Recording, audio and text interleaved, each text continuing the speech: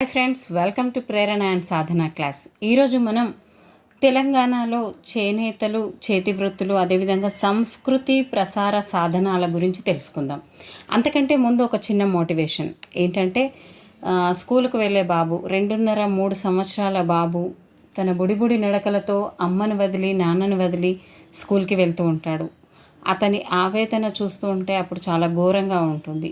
అంతకంటే ఎక్కువ బాధ మనమేం పడట్లేదు, మనం అన్నీ తెలిసిన వాళ్ళం, చదివే లోకంగా ఉన్న వాళ్ళం కాబట్టి ఇటువంటి ఈ క్షణాన్ని ఖచ్చితంగా గట్టిగా చదివి, పక్కాగా చదివి మీ లక్ష్యాన్ని మీరు చేరండి. చూడండి, వాడు వెళ్ళేటప్పుడు ఎంతో ఏడుస్తూ వెళ్తాడు, మళ్ళీ వచ్చేటప్పుడు చాలా హ్యాపీగా వస్తాడు.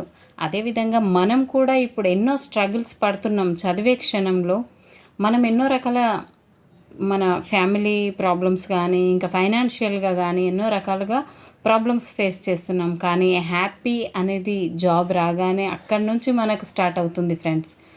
ఆ విధంగా ఆ చిన్న స్కూల్ పిల్లవాడు ఏ విధంగా అయితే బాధతో వెళ్ళాడో, సంతోషంగా వచ్చాడో, మనది కూడా, మన లైఫ్ కూడా అదేవిధంగా బాధ నుండి సంతోషంకి పరుగులు తీయాలి అని చెప్పేసి కోరుకుంటూ ఈరోజటి క్లాస్ని సంస్కృతి ప్రధాన సాధనాలు దానిపైన నేను కొంచెం డిస్కస్ చేయబోతున్నాను. ఓకే, చేతి వృత్తులు. మన రాష్ట్రంలో బుట్టల తయారీ అనేది ఒక కళాత్మకమైన పని. దీనికి సంబంధించిన ముడి సరుకు ఈత కమ్మలు, వెదురు, అడవుల నుండి గ్రహించాలి. ఈ ముడి సరుకును పెద్ద పరిశ్రమలు విపరీతమైన దోపిడీ చేయడం వలన రోజు రోజుకు తరిగిపోతున్నది. దీని వలన సాంప్రదాయకంగా అడవిని నమ్ముకొని జీవిస్తున్న ప్రజలకు పాపం అన్యాయం అనేది జరుగుతుంది. గ్రామీణ ప్రాంతాల నుండి తరలి వచ్చి నగరంలో బతుకుతున్న వారికి కనీస సౌకర్యాలు కూడా అందడం లేదు. ఈ విధంగా అల్లకం వారి ఆవేదన అనేది ఉంది. మురికి వాడల్లో నివసించే ప్రజలు ఎదుర్కొనే సమస్యలు: ఈగలు, దోమలు, మురికి నీరు, దుర్వాసన, నగర మున్సిపల్ అధికారులు గుడిసెలు ఖాళీ చేయించడం, దుర్భరమైన జీవన పరిస్థితులు, వర్షాకాలంలో గుడిసెలలోనికి నీరు రావడం, అదేవిధంగా తాగునీరు, విద్యుత్ సరఫరా కూడా కొరత ఉంటుంది. అంతేకాకుండా రేషన్ కార్డు కానీ, ఓటు హక్కు గుర్తింపు కార్డు కానీ ఇలాంటివి ఉండవు. ప్రజాస్వామ్య వ్యవస్థలో పాల్గొనకపోవడం, పేదలకు కనీస సౌకర్యాలు కూడా లభించకపోవడం అనేది ఉంటుంది ఫ్రెండ్స్.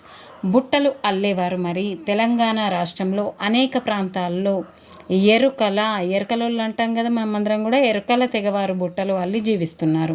ఎరుకల స్త్రీలు వారికి వారసత్వంగా వస్తున్న సోది చెప్తానమ్మ సోది అనుకుంటూ వస్తారు కదా, సోది ఎరుక చెబుతారు వాళ్ళు. సోది అంటే వ్యక్తుల భవిష్యత్తు గురించి చెప్పడం. వారు మాట్లాడేది ఒక రకం మాండలికమైన ఎరుకల భాష. తెలుగు, తమిళం మరియు కన్నడ భాషా పదాలను వీరు తమ భాషల్లో వాడతారు. ఏ భాషలు ఫ్రెండ్స్? తెలుగు, తమిళ, కన్నడ, ఈ 3 కలిస్తే ఎరుకల భాషలాగా అయిపోతుంది. బుట్టలు అల్లడం ఒక తేలికైన చేతి వృత్తి. దీనికి కావలసిన వెదురు, ఈత కమ్మలు అడవిలో లభిస్తాయి వారికి. చేనేత వస్త్రాల గురించి చూద్దాం ఇప్పుడు. పోచంపల్లిలోని చేనేత కార్మికులు ఏ విధంగా ఉన్నారు మరి? తెలంగాణలో పోచంపల్లి యాదాద్రి జిల్లాలోని ఒక చిన్న ఊరు ఇది.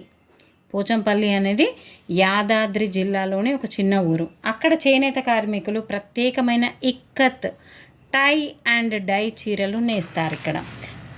అవి ప్రపంచ ప్రఖ్యాతిగాంచినవి. ఇక్కత్ అంటే మగ్గం మీద నేతకు ముందే నూలుకు ఒక ప్రత్యేక పద్ధతిలో రంగులు అద్దడం. చాలా ఇంపార్టెంట్ ఫ్రెండ్స్. ఇక్కత్ అంటే ఏంటి అని అడుగుతాడు. మరి మగ్గం మీద నేతకు ముందే నూలుకు ఒక ప్రత్యేక పద్ధతిలో రంగును అద్దడం. దీన్ని బందిని లేదా పోచంపల్లిగా పిలుస్తారు. నాణ్యమైన పట్టు చీరలను స్థానికంగా రూపొందించిన డిజైన్లలో నేస్తారన్నట్టు. ఇది 3 ఛాయలుగా కనబడే విధంగా నేస్తారు. పోచంపల్లి చుట్టుపక్కల 100 గ్రామాల్లో దాదాపు 10,000 కుటుంబాల వారు ఈ పనిలో చేస్తున్నారు ఫ్రెండ్స్. పోచంపల్లి చీరకు ఒక ప్రత్యేకత ఉంది. అది రంగులలోనూ డిజైన్లలోనూ ప్రసిద్ధిగాంచింది. ఇతర పట్టు చీరల కంటే భిన్నమైనది. అందుకే భారతదేశంలో పోచంపల్లి చీరకు మొట్టమొదట పేటెంట్ రైట్ అనేది లభించింది. చాలా ఇంపార్టెంట్ ఫ్రెండ్స్. ఇది మొట్టమొదటి పేటెంట్ అనేది పోచంపల్లి చీరకు లభించింది.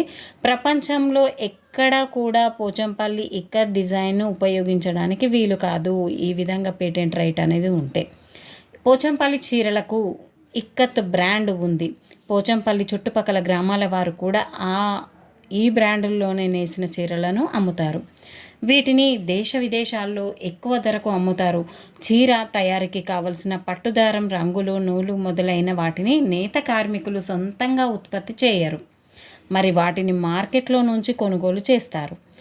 పట్టు పురుగు కాయ నుండి పట్టు దారం తీస్తారు. రైతులు మల్బరీ తోటల్లో పట్టు పురుగులను పెంచుతారు. చేనుల్లో పండిన పత్తి ఫ్యాక్టరీలో కానీ ఇంటిలో వడకడం వలన కానీ నూలు దారంగా తయారవుతుంది.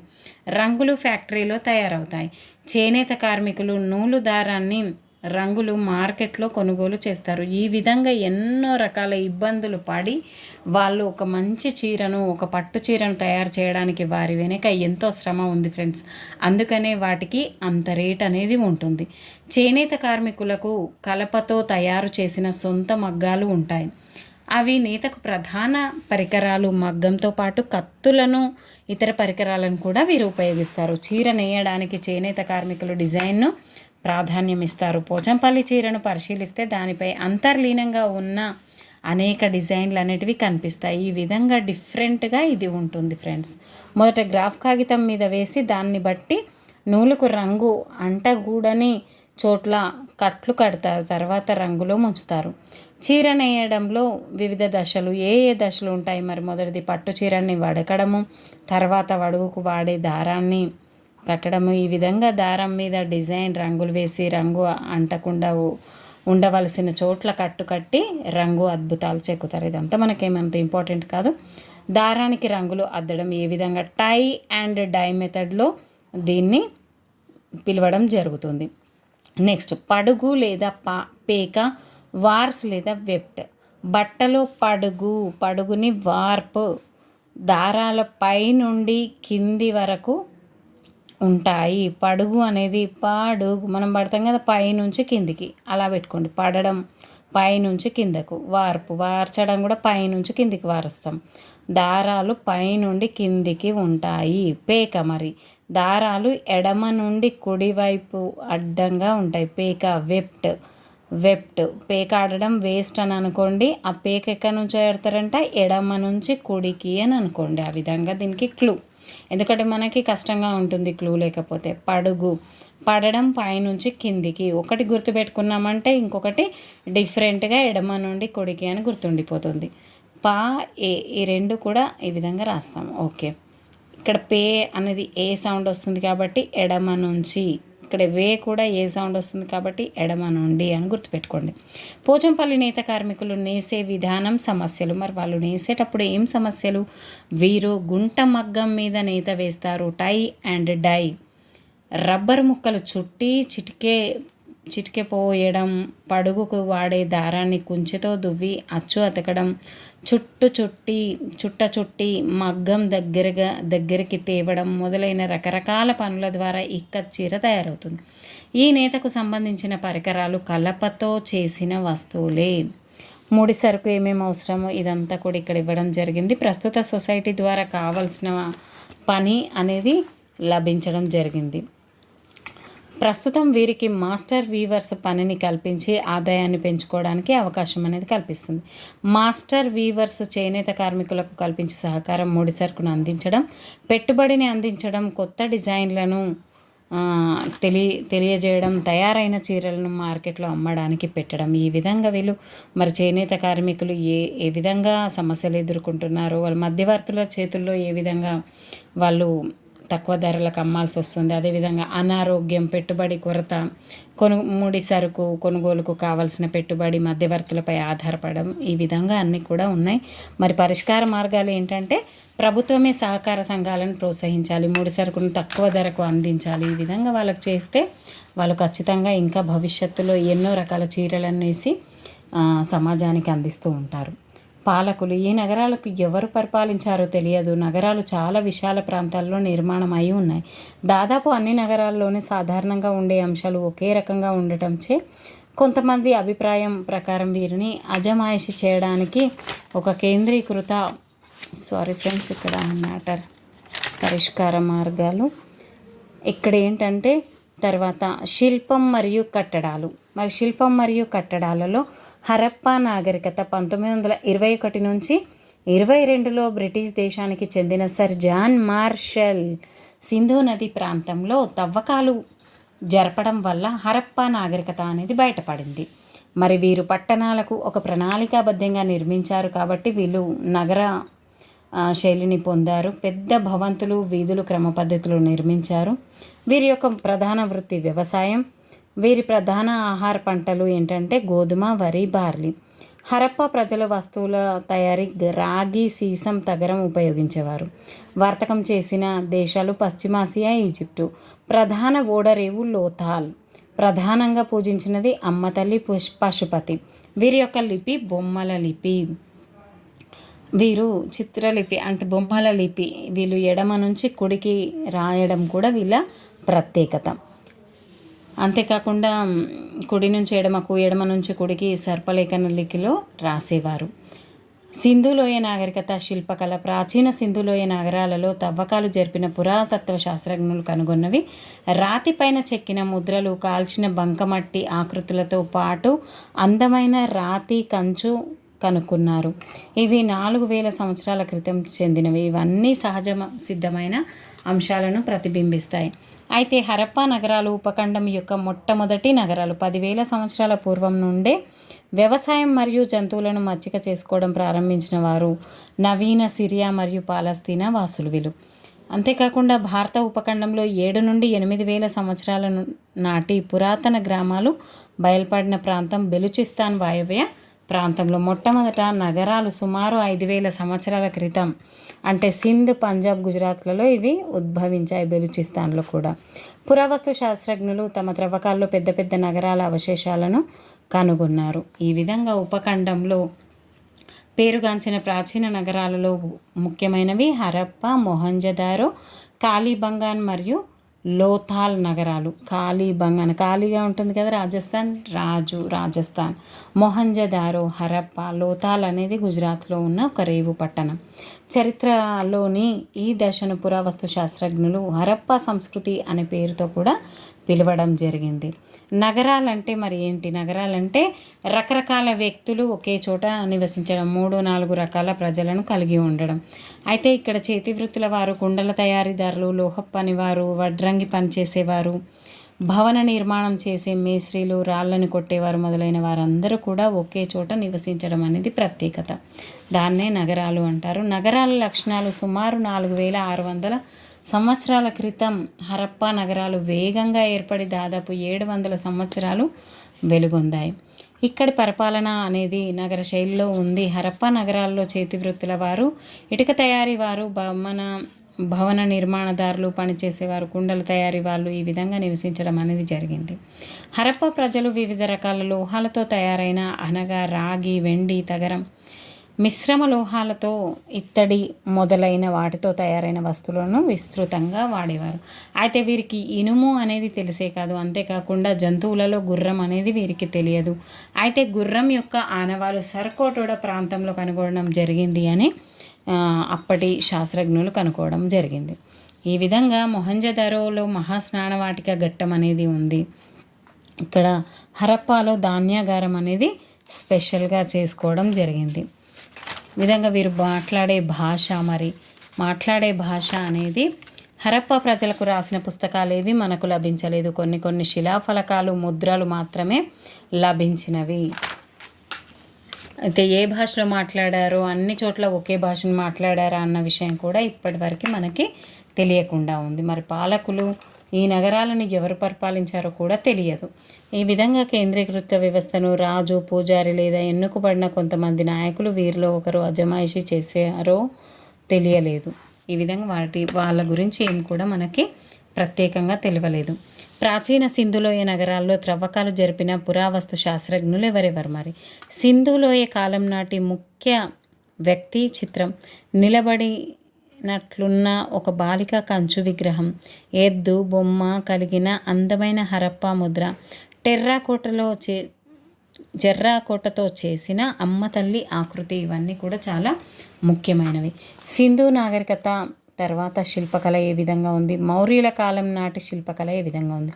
మౌర్యుల శిల్పకళ 2200 సంవత్సరాల క్రితంకు సంబంధించింది. అశోక చక్రవర్తి అనేక ప్రాంతాల్లో బాగా పొడవైన నునుపు తేలిక స్తంభాలను పాతించారు. వీటికి ఒకే రాతితో చెక్కారు. వీటిపైన అశోకుని సందేశాలను చెక్కేవారు. ఈ స్తంభాల చివర భాగాన కొన్ని జంతువుల ఆకృతులు కూడా ఉండేవి. వీటిని రాజచిహ్నాలు, క్యాపిటల్స్ అనేవారు. మరి రాజచిహ్నాలలో ముఖ్యమైనవి బుద్ధుడు మొదటిసారిగా బోధించిన సారానాథ్లోని సింహ శిఖరం. దీనిని అశోకుడు స్థాపించాడు. ఈ శిఖరం పైన 4 సింహాల తలలు 4 దిక్కులను సూచిస్తూ ధర్మచక్రాన్ని చూపిస్తుంది. అయితే ఈ రాతి స్తంభాలు సింహ శిఖరం మౌర్య చక్రవర్తుల శక్తికి, రాజసానికి ప్రతీకలు. రాంపూర్వాలో వృషభ శిఖరం కూడా కలదు. ఈ విధంగా బౌద్ధ స్తూపాలు, విహారాలు. సాంచి స్తూపం. సంచిని మధ్యలో వేసామనుకోండి, మధ్యప్రదేశ్. ఒక సంచి, మనం మార్కెట్ వెళ్ళే సంచి ఉంటుంది కదా, దాని మధ్యలో వేసామనుకోండి, సాంచి స్తూపం ఎక్కడ ఉంది? మరి మధ్యప్రదేశ్లో ఉంది. అశోకుడు నిర్మించిన అత్యంత ప్రాముఖ్యమున్న స్తూపం. ఈ స్తూపం అర్ధగోళాకారంలో ఉంటుంది. ఒక వేదిక పైన నిర్మించిన అర్ధగోళపు ఆకారమే ఈ స్తూపం.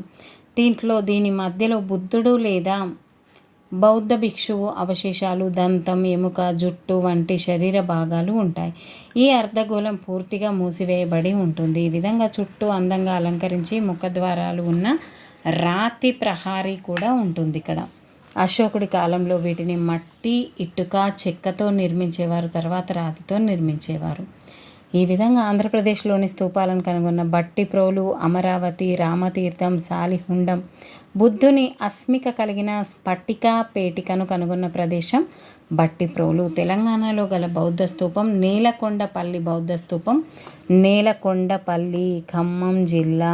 నేలపైన కమ్మబడింది అనుకోండి, నేలపైన కమ్మబడింది ఖమ్మం జిల్లా.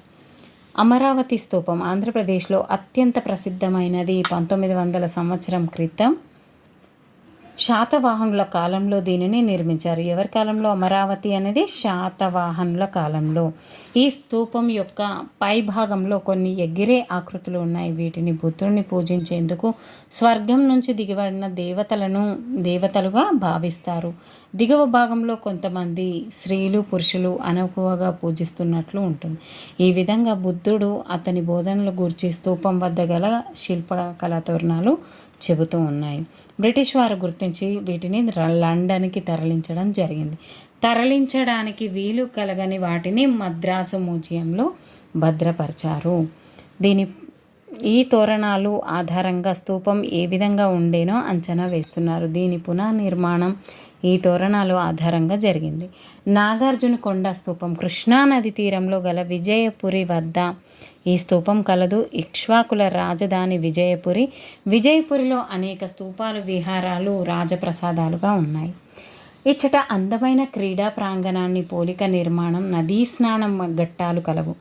ఈ నగరం నాగార్జున సాగర్ నీటిలో మునిగిపోయింది.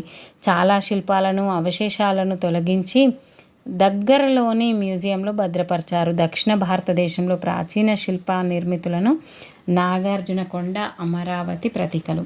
మరి అమరావతి శిల్పం పిచ్చిపట్టిన నలగిరి అనే రాజుగారి ఏనుగును బుద్ధుడు శాంతింపచేసిన శిల్పాకృతులు అమరావతిలో గల స్తూపంలో కలవు.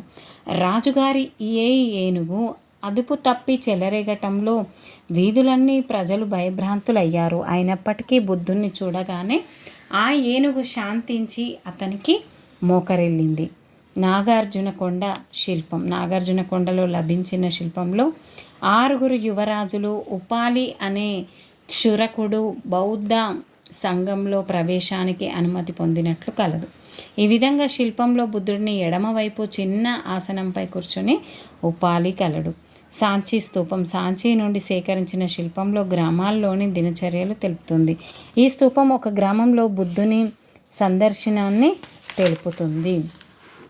బుద్ధుని ప్రతిమలు ఏ విధంగా ఉన్నాయి? వాయవ్య దిశలోని గాంధార నుంచి, ఉత్తరప్రదేశ్ మధుర, సారానాథ్ నుంచి లభ్యమైనాయి. ఇలాంటి శిల్పాలు నాగార్జునకొండలో కూడా కలవు.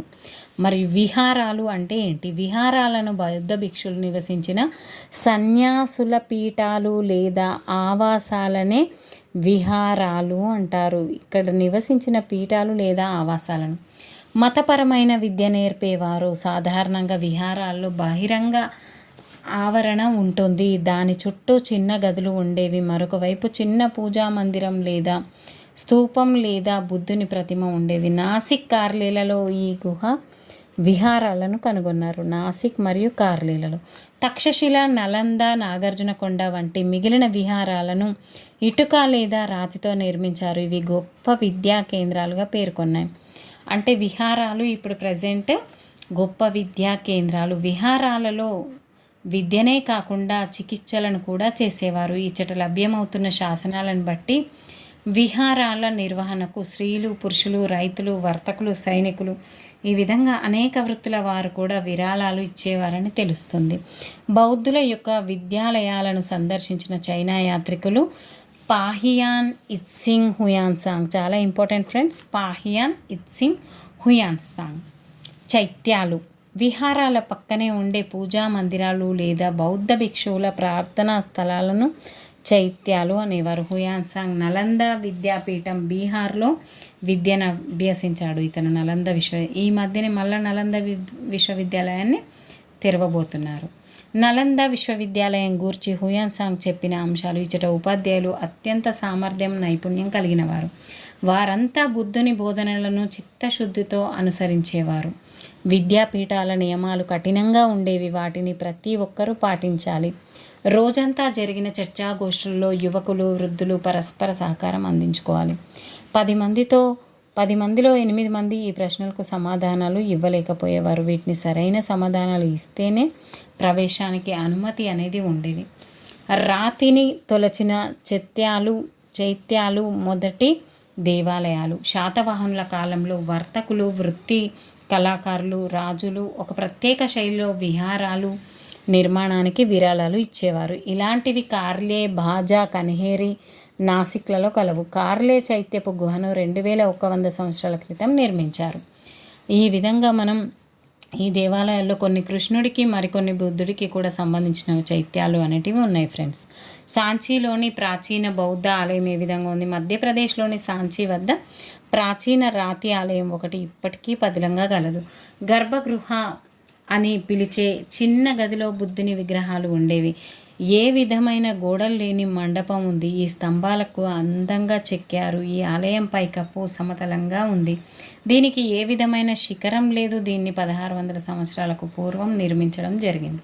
చూడండి ఫ్రెండ్స్, కట్టడాలు ఎంత అద్భుతంగా ఉన్నాయి. మనకి ఎప్పుడైనా వీలైతే ఖచ్చితంగా వెళ్ళి చూడాల్సిన బాధ్యత మనకుంది. వాళ్ళు ఎంతో కష్టపడి కట్టారు కాబట్టి కనీసం వాటిని దర్శించుకుంటే మనకు అప్పటి కళాకారులు ఎంత కష్టపడ్డారో తెలుస్తుంది. కళలు ప్రదర్శించుట, కళాకారులు. ఆధునిక కాలంలో కళాకారులు ఏ విధంగా చాలా వరకు జానపద కళలో ప్రజలే పాల్గొంటారు. రైతాంగ, గిరిజన, స్త్రీ, పురుషుల తమ పనిలో భాగంగా లేదా పండుగలు, తీరిక సమయాల్లో ఆడి పాడతారు. తెలంగాణలో వ్యవసాయ కూలీల రోజువారీ శ్రమ నుంచి చుట్టుకాముడు అనే కళారూపం రూపుదిద్దుకుంది. చుట్టుకాముడు పనిలో పాడుకునే పాటలే నాట్యం చేస్తూ పాడే పాటలుగా మారాయి. ఈ విధంగా వీళ్ళు చుట్టుకాముడులాగా ఉయ్యాల పాటలుగా లక్ష్మీ, గౌరీ దేవతలను సంబంధించిన భక్తి కథలను తెలిపే పాటలు పాడేవాళ్ళు. అంతేకాకుండా వివిధ నాట్య రూపాలు. యక్షగానం లేదా జక్కుల భాగవతం. దీన్ని జక్కుల భాగవతం లేదా వీధి భాగవతం అని కూడా అంటారు. యక్షగానాన్ని తెలుగు జానపద కళారూపం. కళాకారులు లయబద్ధంగా నాట్యం చేస్తూ చిందులు వేయడం వలన దీనికి చిందు భాగవతం అని కూడా అనడం జరుగుతుంది. జక్కుల భాగవతం, వీధి భాగవతం, చిందు భాగవతం యక్షగానం యొక్క మరొక రూపాలు. వాటి యొక్క పేర్లు. బహిరంగ స్థలాల్లో 4 రోడ్ల కూడళ్లలో వేదికపై పందిరి వేసి ప్రదర్శిస్తారు దీన్ని, యక్షగానాన్ని. ప్రారంభంలో అనేక రకాల పాత్రలను ఒక్కరే ప్రదర్శిస్తూ పాటలు పాడుతూ నాట్యం చేసేవారు. కానీ నేడు ఒక్కొక్క పాత్రను వేరు కళాకారులు పోషిస్తూ ఉన్నారు. ఈ విధంగా యక్షగానం అనేది సాగుతూ ఉంటుంది ఫ్రెండ్స్. ఒక్కసారి చూడండి మీరందరూ కూడా. నెక్స్ట్ గుసాడి. ఆదిలాబాద్కి చెందిన రాజగోండ్లు దీపావళిని పెద్ద ఎత్తున జరుపుకుంటారు. వీరు చేసే నాట్యాన్ని గుసాడి అంటారు. ఆదిలాబాద్కి చెందిన వాళ్ళు గుసాడి. వీరు నెమలి ఆకులు, దుప్పి కొమ్ములు వంటి వాటితో చక్కగా అలంకరించుకుంటారు. దీనితో పాటు డప్పు, తుడుం, పిప్రి, కలికోం వంటి వాద్య పరికరాలతో సంగీతం వాయిస్తారు. సబర్ నాట్యం, ఇది ఒక్కరు చేసే నాట్యం. సదర్ నాట్యం అంటే ఒక్కరు చేసే నాట్యం, ఇది సింగిల్ సోలో డ్యాన్స్. శతాబ్దాలుగా దేవాలయాల్లో దేవదాసీలు ఈ నాట్యం చేసేవాళ్ళు. దక్షిణ భారతంలో ప్రత్యేకించి తమిళనాడులో రాజదర్బార్లో ప్రదర్శించేవాళ్ళు దీన్ని, ఏంది సబర్ నాట్యాన్ని. నెక్స్ట్ లంబాడి. తెలంగాణలో లంబాడీలు పాక్షిక సంచార జాతులు. విత్తటం, నాటటం, కోయటం వంటి రోజువారీ పనులతో ముడిపడిన కదలికల ఆధారంగా వీరు నాట్యాలు ఉంటాయి. పూసలు, అచ్చాలతో కుట్టిన వాళ్ళ బట్టలు చాలా అందంగా కూడా ఉంటాయి. మనం చాలామందిని చూసే ఉంటాము లంబాడి వాళ్ళ డ్రెస్సింగ్. దసరా, దీపావళి, హోలీ వంటి పండుగలప్పుడు వాళ్ళు ప్రదర్శనలు ఇస్తే ప్రజలు డప్పులు ఇచ్చేవాళ్ళు, డప్పులు కొట్టేవాళ్ళు, డప్పులు ఇచ్చేవాళ్ళు కూడా. కురవంజి, మహిళలు చేసే బృందనాట్యం కురవంజి అనేది. ప్రత్యేకించి ప్రేమికుడు ప్రేమను పొందే అంశంతో అమ్మాయిలు సాహిత్యం లేదా కవితా రూపంలో ప్రదర్శించేవాళ్ళు. ఆంధ్రప్రదేశ్లోని కూచిపూడి. కూచిపూడి గ్రామానికి చెందిన ఒక నృత్య నాటకం. ఇందులో పాత్రలన్నింటినీ పురుషులే అభినందిస్తుంటారు. ఈ పురాణాలను సంబంధించిన కథాంశాలతో కూడుకున్నది. శతాబ్దాలుగా నాట్య కళాకారులు కథలు చెప్పేవాళ్ళు, పాటలు పాడేవాళ్ళు, నాటకాలు వేసేవాళ్ళు. ప్రజలకు వినోదం, రసాస్వాద అనుభూతులు అందించడమే కాకుండా ఆధ్యాత్మిక సందేశాలు కూడా ఇవ్వడం జరిగింది. అదేవిధంగా బుర్ర కథ, గొల్లసుద్దులు వంటి అనేక ఇతర కళారూపాలకు పెద్ద బృందం కూడా అవసరం అనేది ఏర్పడింది. అంతేకాకుండా ప్రదర్శన కళాకారులు మనుగడ ఎలా సంపాదించుకునే వాళ్ళు అంటే, ఒక్కొక్క ప్రదేశానికి వెళ్ళి వీళ్ళు ప్రదర్శన ఇచ్చేవాళ్ళు. అక్కడ లభించిన డబ్బులతో వీళ్ళు జీవనోపాధి అనేది గడిపేవాళ్ళు. బుర్రకథ అనేది వెలుగులో కథ చెప్పే కళారూపం. 12-13 శతాబ్దంలో వీరశైవ ఉద్యమ నేపథ్యంలో బుర్రకథ ఏర్పడింది. వీరశైవ ఉద్యమ నేపథ్యం. దీంట్లో ప్రధాన కథకుడు కుడి భుజం మీదుగా వేసుకొని తంత్రి వాద్యమైన తంబురను బుర్ర అంటారు. సాధారణంగా ఈ కళను పిచ్చుకుంట్ల లేదా జంగాలు వంటి కులాల తెగలకు సంబంధించినది. ఒకే కుటుంబానికి చెందిన 2 లేదా 3 ప్రదర్శిస్తారు. దీంట్లో కథకుడు అందెలు వేసుకొని ఆడుతూ తంబుర మీటుతో కథ చెబుతాడు. బుర్ర కథ చెబుతూ ఇతడు రంగస్థలం మీద లయబద్ధంగా ముందుకి వెనక్కి కదులుతుంటాడు. కథకుడు కుడిచేయి బొటనవేలును అందెలు తొడుక్కొని పాటకు అనుగుణంగా తాళం వేస్తుంటాడు. ప్రధాన కథకుడికి 1 లేదా 2 వంతగాళ్ళు ఉంటారు. వీళ్ళ చేతిలో డక్కీ లేదా బుడికే అనే మట్టితో చేసిన మృదంగం లాంటి పరికరం ఉంటుంది. దీన్ని దేంతో తయారు చేస్తారు? మట్టితో తయారు చేస్తారు. కుడివైపు చేతున ఉండే వంతగాడు పౌరాణిక జానపద కథలలో సైతం ప్రస్తుత సామాజిక రాజకీయ అంశాలను చొప్పిస్తూ వ్యాఖ్యానిస్తుంటాడు. ఎడమ చేతి వైపు ఉండే వంతకుడిది ప్రధానంగా హాస్యగాని పాత్ర. అంటే ఇటు సైడ్ నవ్విస్తాడు, ఎడమ చేతోడు అటు సైడ్ ఇప్పుడు ఏం నడుస్తుందో దానికి సంబంధించిగా చెప్తూ ఉంటాడు సమాజంలో జరిగేటి. వినరా భారత వీరకుమార విజయం మనదేరా తందాన తన అన్నది బుర్ర కథలో తరచూ వినిపించే పల్లవి. బుర్రకథ వివిధ దేవుళ్లను కీర్తిస్తూ సాయంత్రం మొదలవుతుంది. స్థల, కాల, సందర్భ వివరాలతో కథకుడు కథను పరిచయం చేస్తాడు. వంతగాళ్ళు వంత పాడుతూ ఉంటారు. ఈ విధంగా బుర్రకథ అనేది స్థాపిగా సాగుతుంది. బుర్రకథలు టీవీలో ప్రసారం అవుతున్నాయి. అయితే గ్రామాల్లో తమ స్థానాన్ని ఇతర వినోద సాధనాలు ఆక్రమించడం వల్ల ప్రజల ఆదరణను కోల్పోయిన సాంప్రదాయ కళాకారులు ఈ కళను వదిలివేశారు.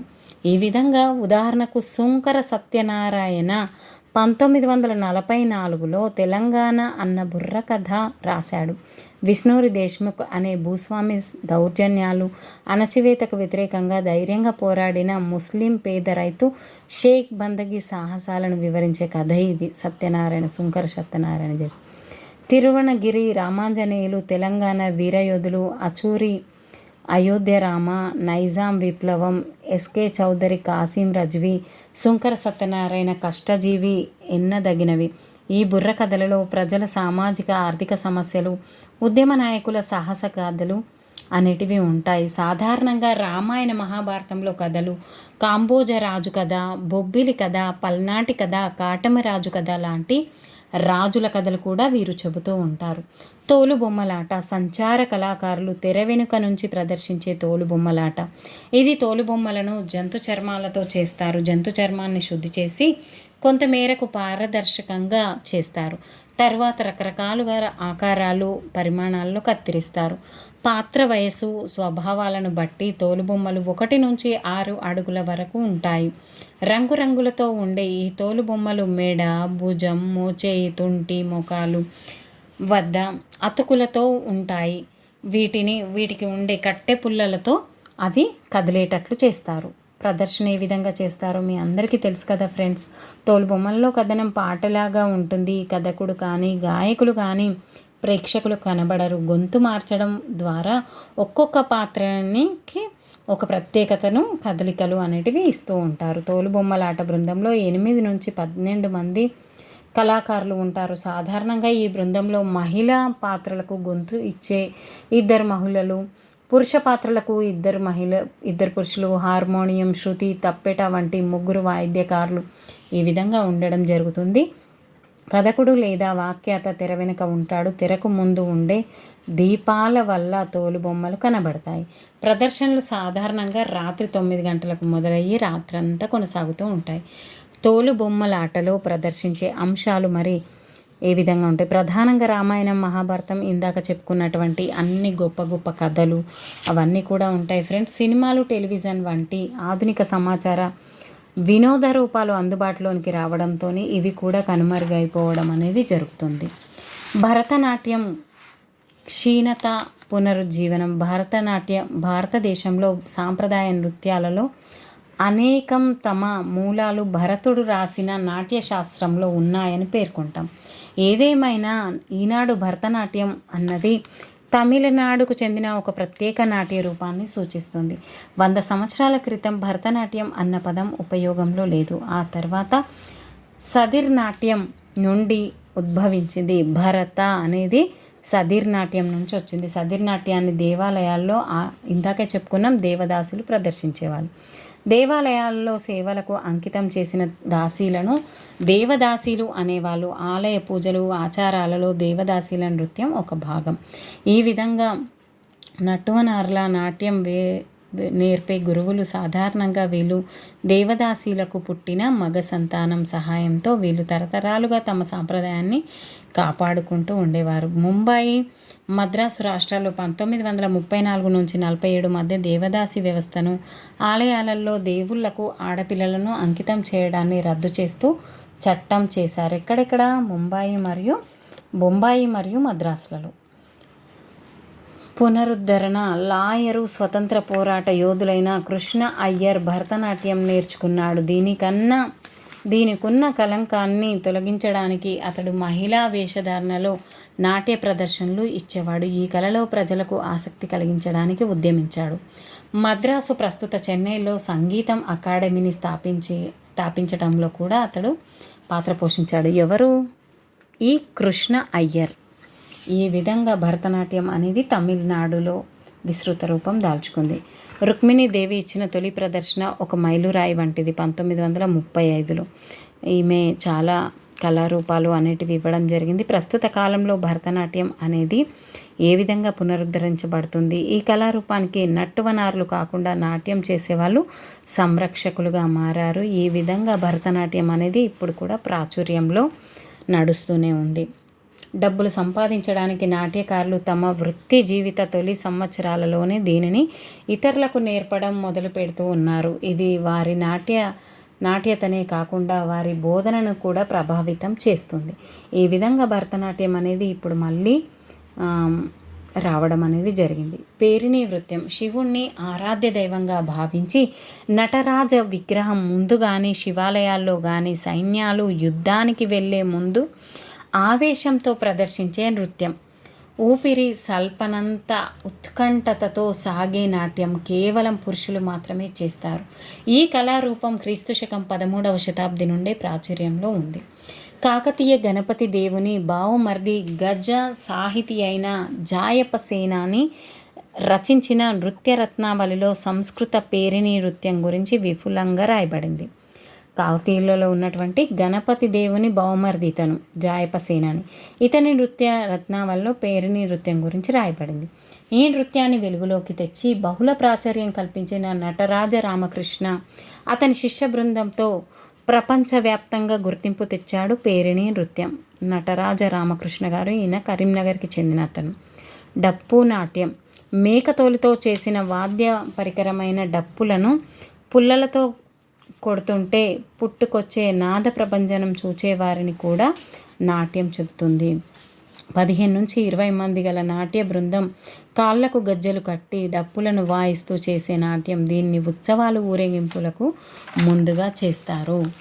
సినిమా మరియు ముద్రణ ఉద్యమాలు, వీటి గురించి మనం నెక్స్ట్ క్లాస్లో చెప్పుకుందాం friends. Thank you friends, thank you everyone. ఖచ్చితంగా మీరు లైక్ చేస్తూ, షేర్ చేస్తూ మీ స్టేటస్లలో కూడా దీన్ని సెండ్ చేయండి ఫ్రెండ్స్.